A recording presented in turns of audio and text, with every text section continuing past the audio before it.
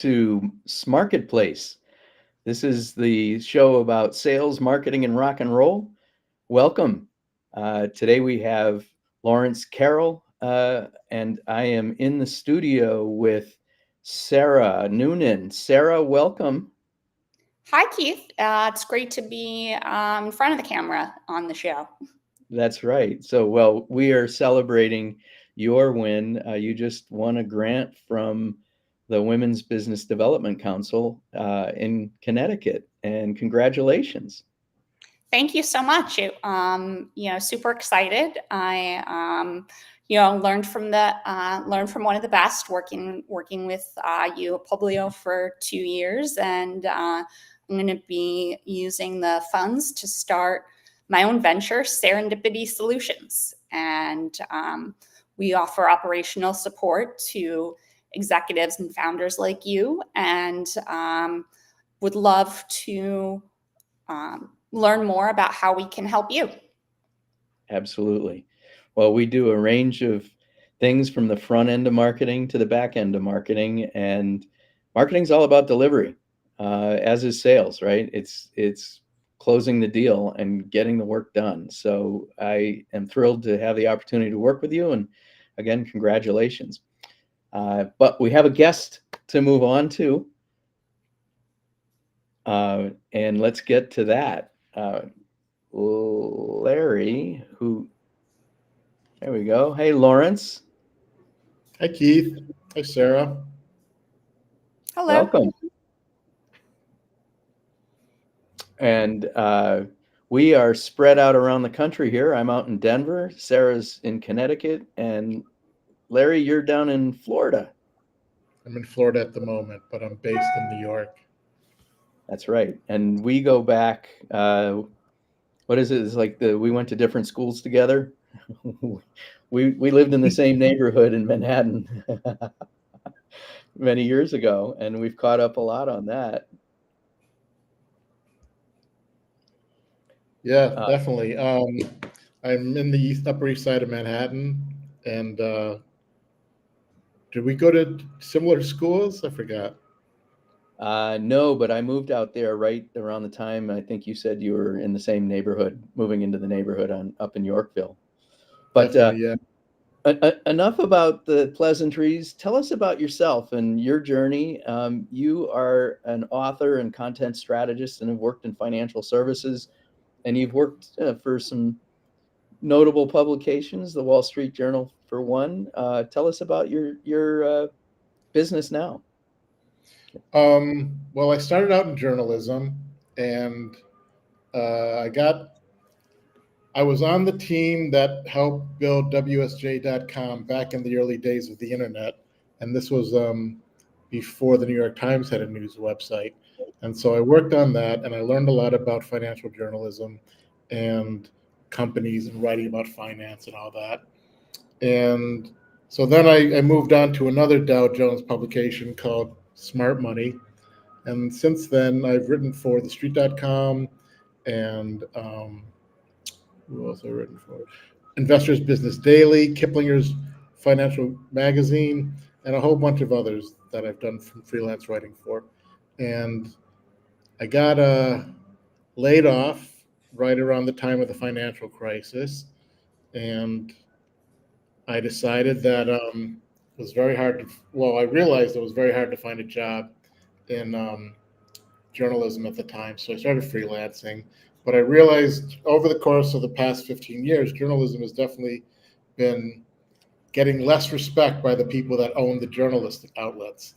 They don't want to put money into paying the people. They don't want to put money into, how to get the stories. They keep cutting costs and everything like that, and they keep nickel and diming writers. So whereas once you could get like $1 or $2 a word, now you're lucky if you get 25 cents a word. So I decided I would write. I knew a lot about finance, as I said. When I was at Smart Money, I got called by Wiley Publishers to write a book about ETFs, which are exchange traded funds. And they're like mutual funds that trade on the stock market. So mutual funds trade once a day at the end of the day, where ETFs trade like stocks continuously throughout the market hours.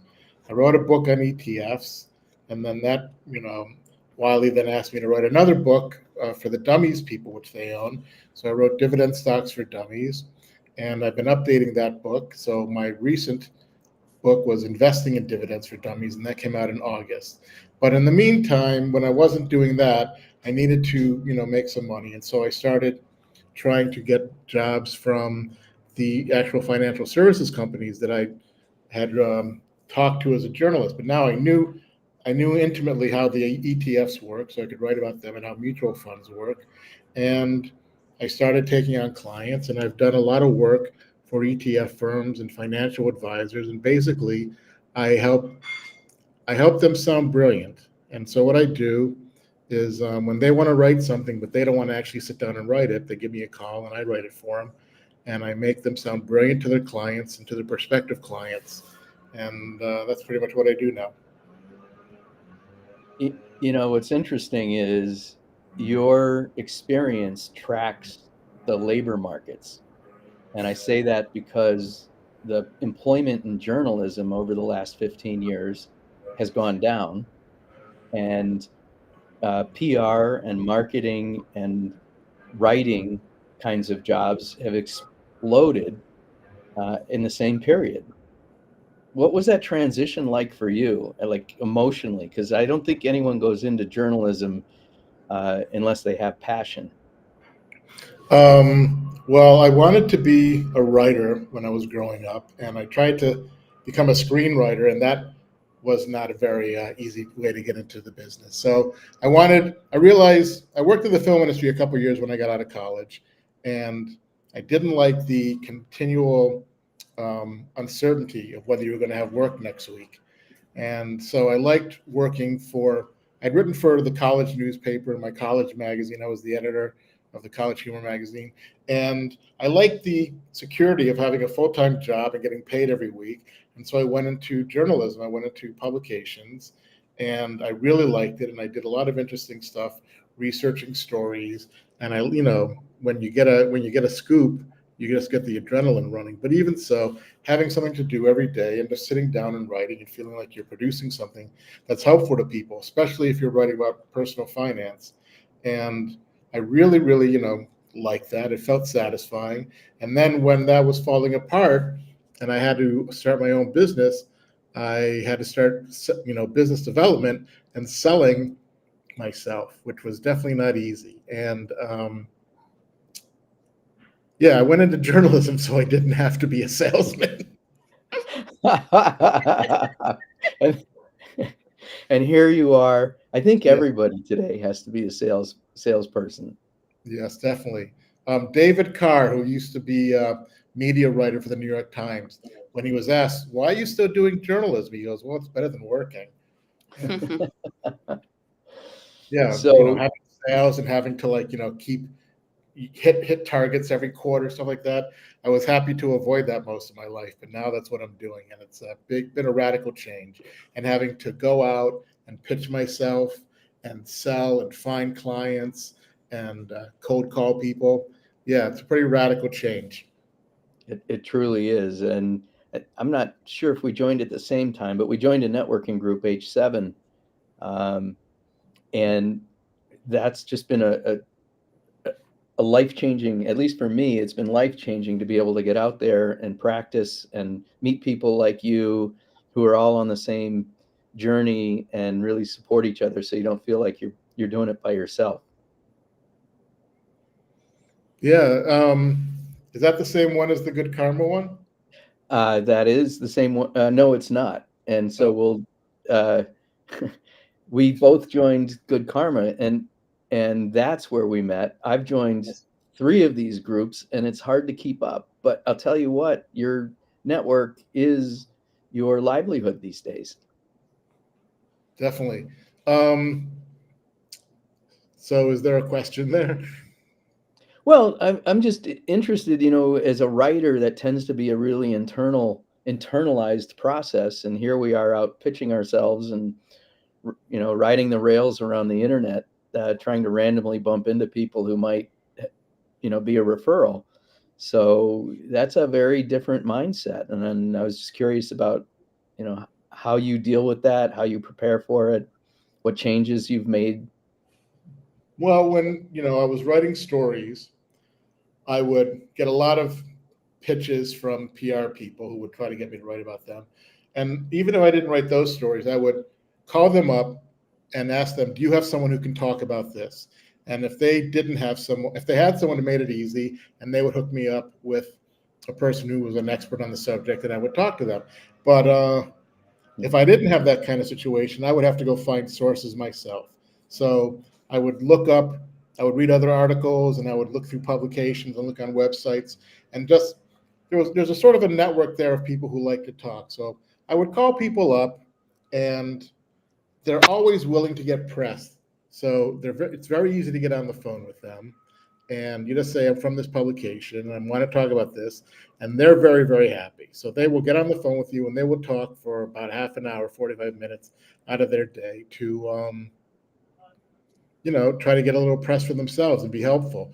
And that was pretty easy, and then you would write up what they said, which was not as easy. But usually finding people and getting people on the phone was not that hard of a process. But once you are trying to sell stuff and get money out of people, then suddenly they're not so easy to get on the phone. And you have to chase them down, and how many times do you want to call them to follow up? So, I did a lot of following up when I was chasing down sources, but it's not quite the same thing. And I find, people, just don't want to talk to you when you're trying to get money out of them. So who are your customers today? Financial advisors, mutual fund firms, ETF firms. I write about the funds for them that they can use in their marketing. I write newsletters for them to send to their clients. A lot of these firms have to write quarterly reports and say what they've done in the quarter. And they want someone to evaluate what their funds did, write it up, and make it into something that people want to read. Because, you get these things in the mail or on your email all the time, and they're pretty dry, and people are just like, delete. And so you try to make something that's a little bit more interesting. And being a journalist, you're coming from journalism, you understand that story is really the key thing. You got to put everything into a story, and that keeps people's interest. And whereas if you're just reciting facts and all that, people start falling asleep on you. So I've definitely been able to take that skill and translate it to working for businesses. That's fascinating. And you're doing it in a topic area where your audience doesn't have a high understanding. We talk about, financial literacy. You and I've talked about this a couple times.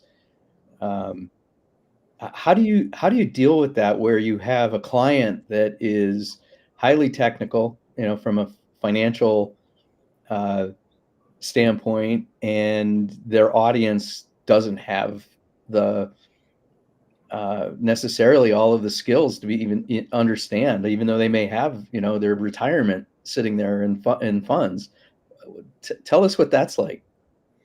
Well, as a journalist, you've got to make things understandable for people who, are familiar with it, but don't really know the ins and outs. So you have to remove a lot of the jargon, pretty much translate it. It's like, translating legalese into regular English. And as, working as a journalist, I was able to do that, translate it and take out the jargon and take out all the buzzwords that don't always mean something, and try to actually put like a word that has meaning to it. Like everybody has software solutions. What's a solution? Right. And every company, if you read their press release, they create solutions. Well, every business creates solutions for some problem. That's the point of being in a business. So, I try to explain what exactly they're doing.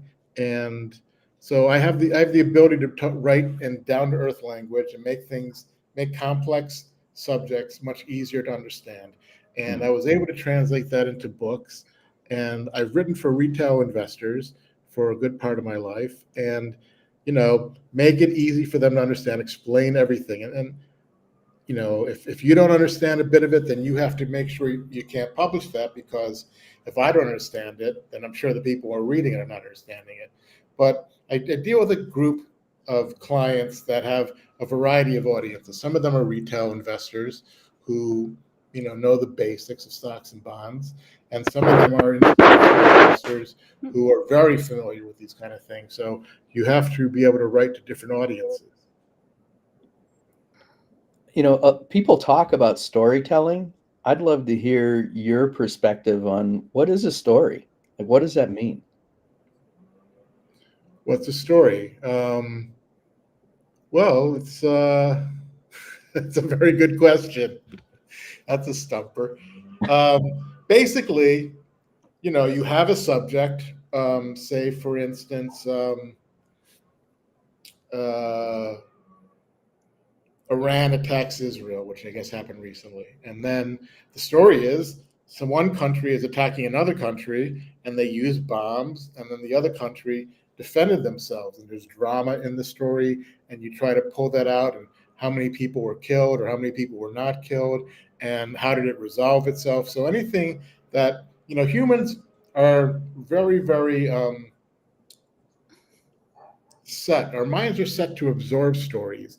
And that's a good way to learn. That's how they teach kids, is by telling them stories.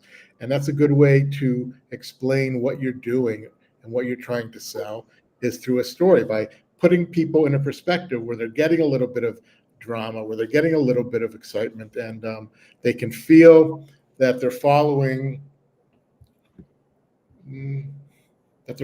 some kind of narrative.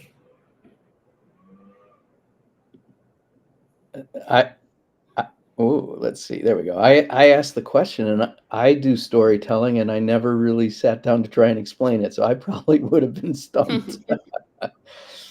um, and so kind of getting back to, you take these technical concepts and you have to break it down into ways that people understand and find points of reference. But I thought it was really interesting that you said, that's an ancient, that's built into our DNA. Yeah, if you tell a story, with a beginning, a middle, and an end, and you've got a point. For instance, I wrote a story recently for Forbes about a company called GigaFact that's trying to expose misinformation in the press and in the social media atmosphere. And they will find a fact that's floating around, that's going viral, that is completely false, and then they will explain it. And the point of the story was, there's a problem here, a lot of misinformation in our political system, in our media system, and people rely on having good information to make decisions in a democracy. And so you need to be able to give them real information and disabuse them and tell them, this is a lie and this is the truth. And so the story is, they started this, they saw this problem, and then they've gone around and they've got to a few other newspapers, and they're trying to get them to take these facts and find out what the story is behind them. Are they really real, or are they complete misinformation? And then when they figure out what the story is, and they put that out there to let people know, here's what the real story is, here's what the facts are. So, they see a problem, they want to fix it. How did they go about fixing it? What did they do to get there? Are they fixing it? And boom, here's where we are now. Sounds like a variation on the Snopes play, but using technology to scan the internet for the false facts. Yeah, it's similar to Snopes, but this is being published in actual publications, news publications. So people are getting it every day on their website, whereas Snopes, you sort of have to go out of your way to look for. You have to find it, and or you type it in and say, is this true? Whereas if you're just reading this publication, you're going to get these, what do you call it when you fix misinformation? I mean, they're clarifying and they're telling you the truth. So it's just there. You don't have to actually ask the question, is this true? It just comes on the front page of these publications. It becomes the source of the information that it comes into the publication, as opposed to being something that you have to go find, like Snopes, and Right. You have to depend on yourself to be the bullshit meter. Yes, that's a good way to describe it. Uh, so tell us a little bit about the process of writing a story. And, I'm thinking of it from the standpoint of you have clients. How do they understand the value of what it takes to do what you do? Well, I have clients that want me to either, like if I write a quarterly report, it's a pretty simple story. At the beginning of the quarter, we had this much money. During the quarter, we invested in this, we sold this, and at the end of the quarter, we had this much money, or we had returns of this, and this is how our investments are doing. So it's a pretty straightforward linear story. And but in the meantime, you talk about here are the things that happened in the past quarter. We had to worry about inflation, and we were worrying about the Federal Reserve and this and that. And as tells you, you get to a certain point, here's where we are now. And other things are like, if you want to describe certain kinds of financial instruments or ways to save money, your basic story is, how can I cut down on my taxes and save money and give this to my uh, my heirs. And so the basic story is, you want to pay less taxes, you want to give more money to your heirs, and here's a situation on how to do it. And then I'm actually describing whatever it is, and so taking them through the steps, and then saying, and here's what the final result should be. Well, this has been really fascinating. I love journalism. I thought I wanted to be an analyst at one point, and the way you talked about how there's the earnings that come out, and these were the facts as how they came out and what we did, what were the inputs and the outputs, but then you correlate that to the things that were going on at the time. Well, That's all these things affect the stock market. I mean, granted, a lot of things in the culture don't affect the stock market, like the fight over abortion or the Kardashians. Those kind of things are not going to have an effect. But what the Federal Reserve does is very important, and how the money is moving in the economy, and how the economy is doing, and what the labor market is doing. These are all factors, and how businesses are reacting to what's going on in their business, and how they are preparing to make plans for the future. Businesses are always looking forward. And what should we expect? Should we expect interest rates to come down? Should we expect interest rates to stay steady? Should we expect Russia and Ukraine to be in war next year? All these kind of questions that you've got to prepare for to help you determine where you're going to be putting your investments. Well, that's really interesting, because now you're bringing in, through your expertise in studying the markets, you're able to bring in a very different perspective for your clients, right? You're putting, whether it's a technology as you've described, or a financial product, or a financial institution, you're putting it in a context that's much bigger, and then helping bring it down so people can understand. Mm-hmm. I've written for fintech companies and have to explain what their process is, what their objective of the company is, and then explain the process of how it gets there, explain why they've gone this way, why are they using this process, what do they see, how are they helping people, why do they think they're helping people, and what are they doing to get there, and what are their results, are they helping people? So it's really a story of value creation. Definitely. So how do you go about writing? Like, what's your process? We'll kind of wind it down with, very interested in Well, your process. most of my process is, I go in knowing nothing. And as a journalist, I would often, if you have preconceived notions about a story, you're not necessarily going to write the actual story or the truth and the facts. You got to go where the facts lead you. And so if you come in saying, I mean, whatever, Ukraine doesn't need money, and if you write your story around your preconceived notion, you're not going to be doing a good service for the reader. And if you just talk to people. When I would write stories about certain subjects, I would talk to sources, and then they would explain what was going on to me. And then I would pretty much be like the intermediary who could take their information and translate it and then write it out to give to other people, retail investors, so they could understand what was going on. And a lot of that now, if I talk to a client, I usually get on the phone with them for about a half an hour to an hour. And, you know, what do you want to say? Try to get them to talk to me and say that I don't want to come in here and say, oh, we should talk about this. We should talk about this.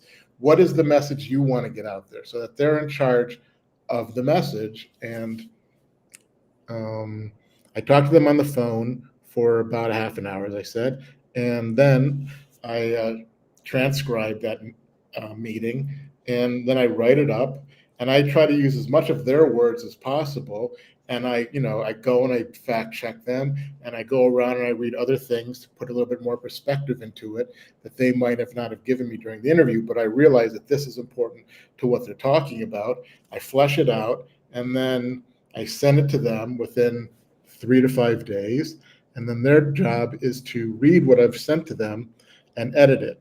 And they're supposed to look at it and tell me what they want changed, whether they want something taken out that they didn't like what I wrote, or they want something added in that I didn't put in that they thought that I need. And then I go back and I write a second draft and I incorporate all those things they've told me. And hopefully that is the final draft. And I send that to them, and they look at it, and then it should be perfect. And if it's not perfect, then we go back and we do a third draft, and we keep doing that until it gets to a point where they're happy. That's a great distillation of the writing process. I was just sitting there listening to it saying, yeah, that all makes sense. I worked for a guy named Bob Yeager in early in my career. And he interviewed me and then said, well, I leave tomorrow for Jupiter, Florida. Here's the key to the office, and you can be a writer for me. I worked for him for 7 years. And did you have any mentors in your career? Yeah, definitely. Why, you want me to name them? Sure. Pay homage. Well, when I started working at the Wall Street Journal, I had worked at a newspaper previously, but I was doing local news, and a lot of it was, very local, boring stories like, what did the school board vote on last night? Or, where are they putting a new stop sign on the street? What's going on in the schools? And or the town council, what is the town council voting on? And so they were pretty easy to patch out. You went there, you reported what people said, and then you wrote it up, and then you gave it to the editor. And it was a very easy process. So when I went to go work at the Wall Street Journal, I did have a business economics degree, and so I knew the basics of business, but I didn't know all the ins and outs. And I've actually, been investing in stocks too. I knew a little bit about it, but I came in here, and there's a lot of details in finances, and what are you looking at? What is the difference between cash flow and net income? What's the difference between revenues and profits? And that a company can have huge revenues and have no profits. Why does it have no profits? It has a huge amount of expenses. And so two guys who were running the show there, guys named Ezra Palmer and Dave Pettit, and they really taught me a lot about how business is to be written about, and the journal style. And really, every day I went home from starting that job with a huge headache. I was just like learning so much every day and having to remember so many things that my brain was basically exploding, and I was able to get enough rest to go back and have it happen again the next day. So that was, those were mentors who taught me, one, how to write about business, how to write accurately, how to write, what to look for when you're writing about business, and to be fast. That's the thing why I'm not a professional writer. I love to write. I do a lot of writing, but to put myself on that deadline is scary. Oh, wait till you have like 4 in a day. So when you were doing the local reporting, I think you said that was with Gannett. Yes, Gannett suburban newspapers. Yeah. I remember where Gannett was up in White Plains, and Yes, that's they where I o- worked. they owned a business. Oh, really? They owned a business publication that I did a lot of work with um, up until about 10 years ago. They were always looking for stories about local businesses, and I was a .com CEO, and I became friendly over there, and was like one of their pet CEOs on a couple stories. And that's another thing about journalism is often you have to find the story and bring it to the editor and say, here, I think that this is important. So part of your job is not just reporting, but researching and finding what's going on in the community, what's going on in the industry that you have, what's new, what are they changing, what are the new tax laws, what are the new regulations that these people have to deal with. For instance, in the stock market, financial companies have to deal with something called settlement. Whereas if you buy a stock, you typically have, well, a couple of years ago, you had like 3 days to settle in terms of like, you have 3 days to get the stock to the buyer and to get the money to the seller. And then they changed that to 2 days. And in the near future, going to change it to 1 day. So, this is putting a lot more stress on these companies. And what kind of new systems are they putting into place to make this happen? So that's very important, and you have to bring that story to people. And so, the idea of looking for stories all the time and finding things that either nobody's written about yet, but, are going to become a big deal is a big part of the job. But fortunately, when I'm talking, as I said before, when I'm talking to clients, I'm not really picking too much for them. They want something, they've got something they want to say. So I let them tell me what it is the story should be. That's kind of the difference between writing for marketing and writing for journalism. Really, Mm-hmm. it's either you're given the message or you go out and follow the facts and find the message. And being a journalist, you learn not to be married to any of your words, because you have all these editors who are like picking it over and, slicing your sentences and cutting stuff out.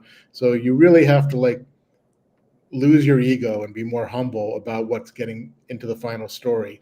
And unless they're like putting wrong information in, or they're changing facts, or they're just screwing it up, most of the time if they're just doing better, making it better writing, then you really have to go along with them and be humble about it and say, yeah, that's fine.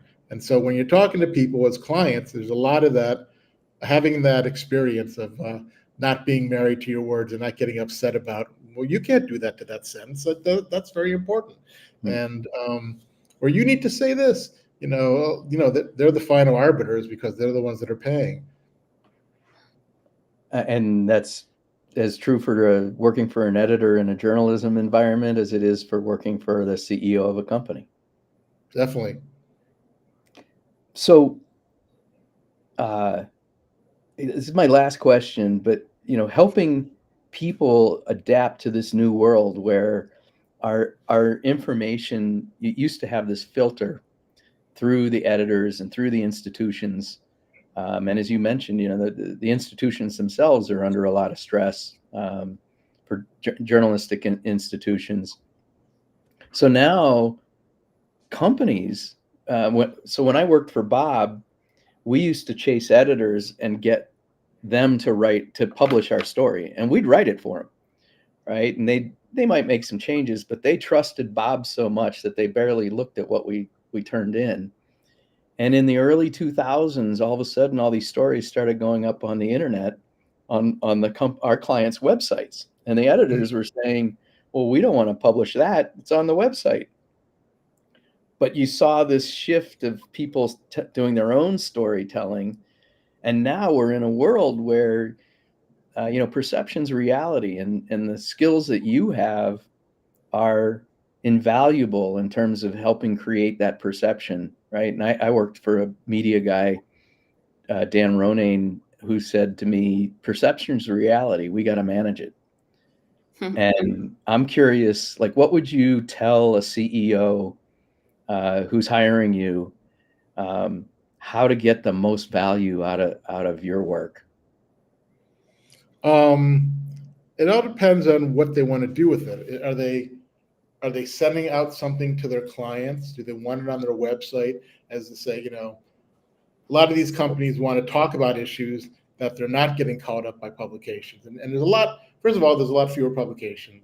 And in a lot fewer publications, there's a lot, and then the ones that still exist, the news hole is a lot smaller. So there's a lot less space, even though the internet is constantly, getting bigger and there's no real space limits on it. People do, want to have some kind of constraints on it. And then the other thing is people's attention spans are getting a lot shorter. So it's where you could write, a story like in the Atlantic that could go for like, I don't know, 6 or 7 pages. Nowadays, most people don't want to read anything more than 500 words. They just don't have the attention for it. So you've got to be able to, make things tight and quick.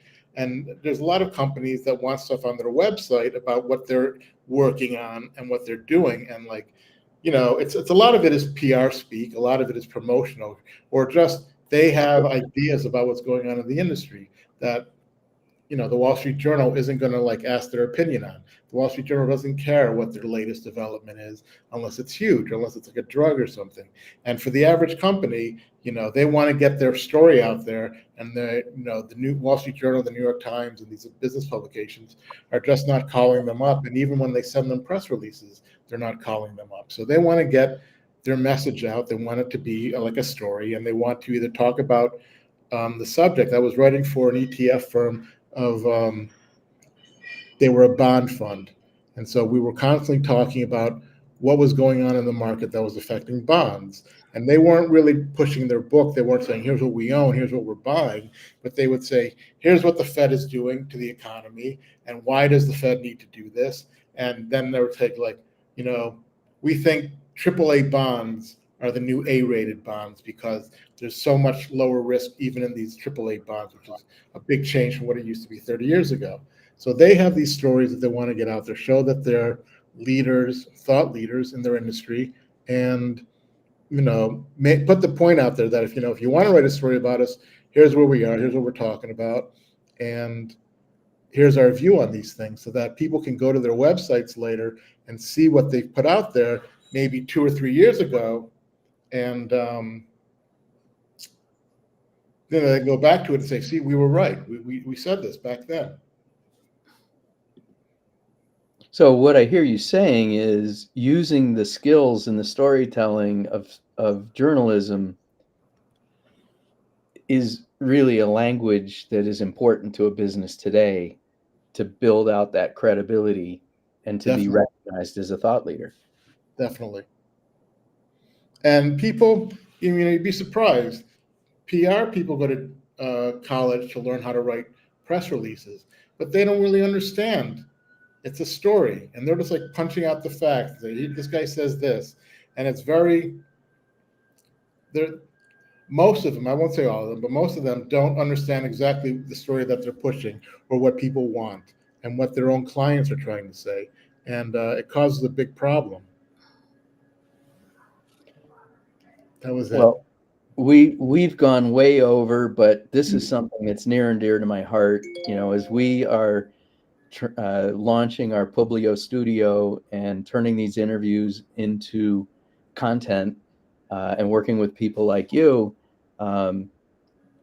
it really is important to me for business leaders to understand how important journalism is to what they do and how they've got to support the storytelling if they want the marketplace to understand what they want to do.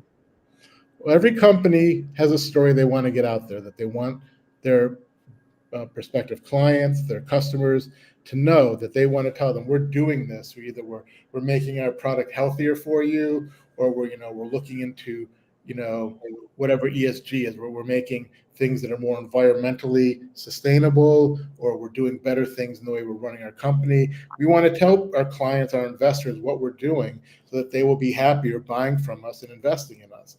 And it's because fewer news outlets are doing that anymore, and there are fewer news outlets to do that they need to put the story out themselves.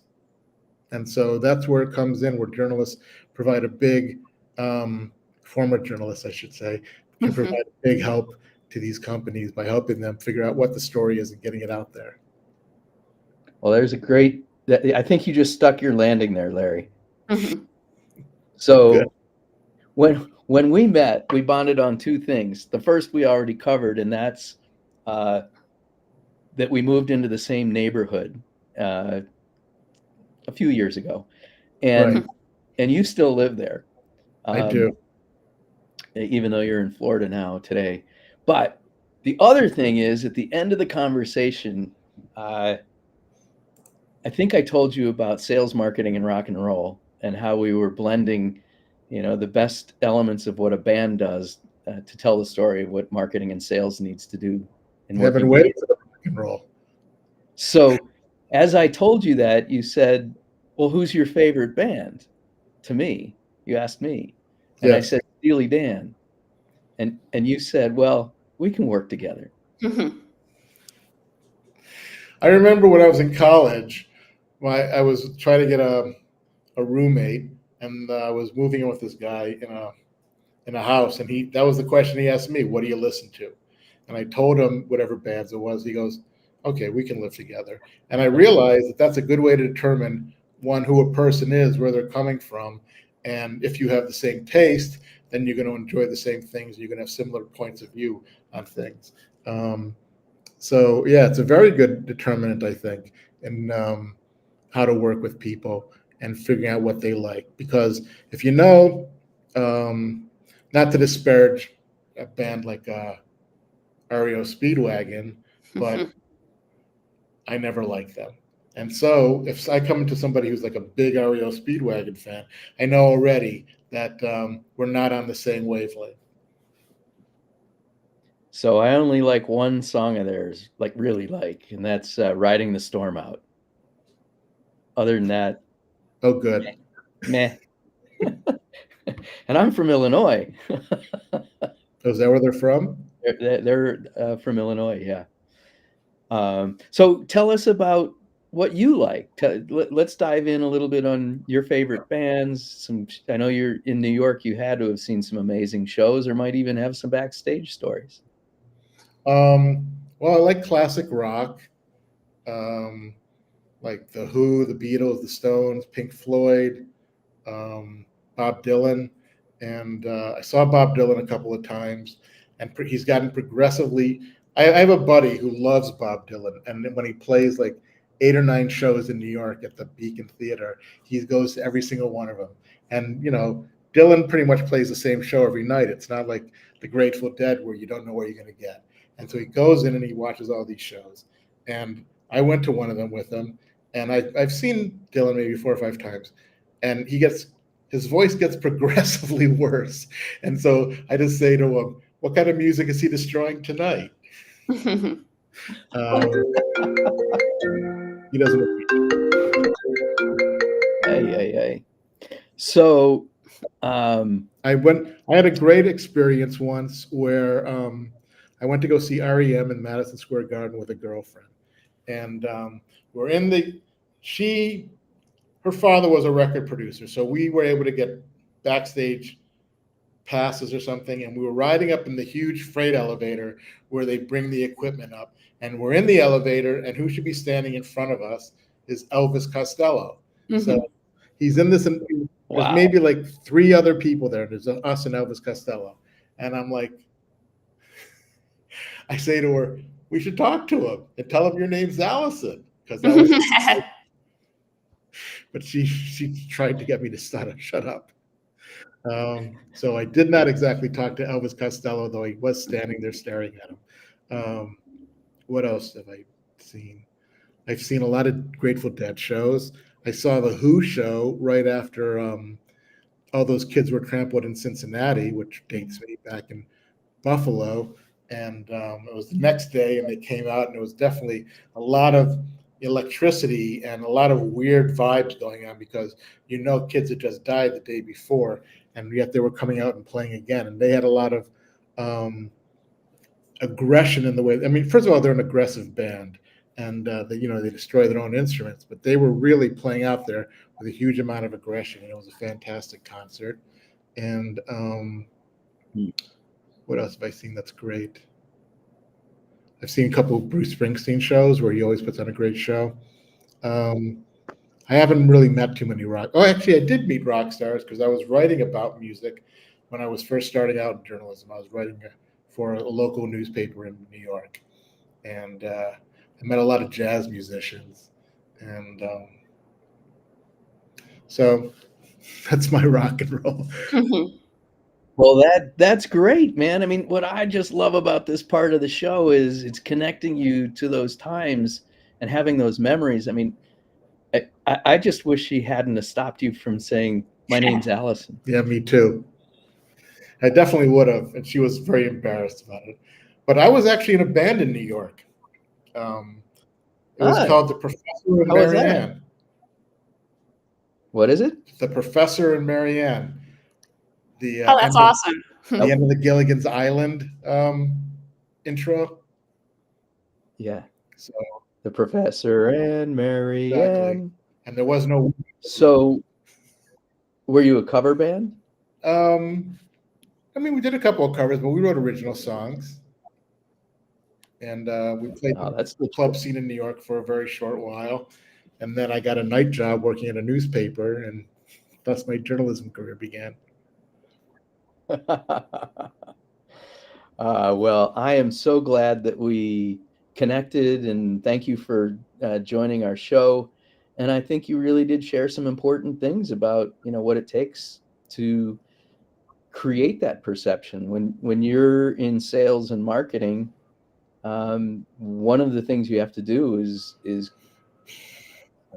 branding, right? And that's perception. And we had Kevin Perlmutter on last week, and he talked about making the emotional connection and talking about your products in terms of the way people think and feel from going through the experience. Mm-hmm. And now here we're talking about, well, how do you express that in a way that's authentic and personal? Well, and especially when you're writing marketing type material, you have to you have to grab the prospective client and reach them. What is this doing for you? As opposed to, here, I have some information you should know that'll help you.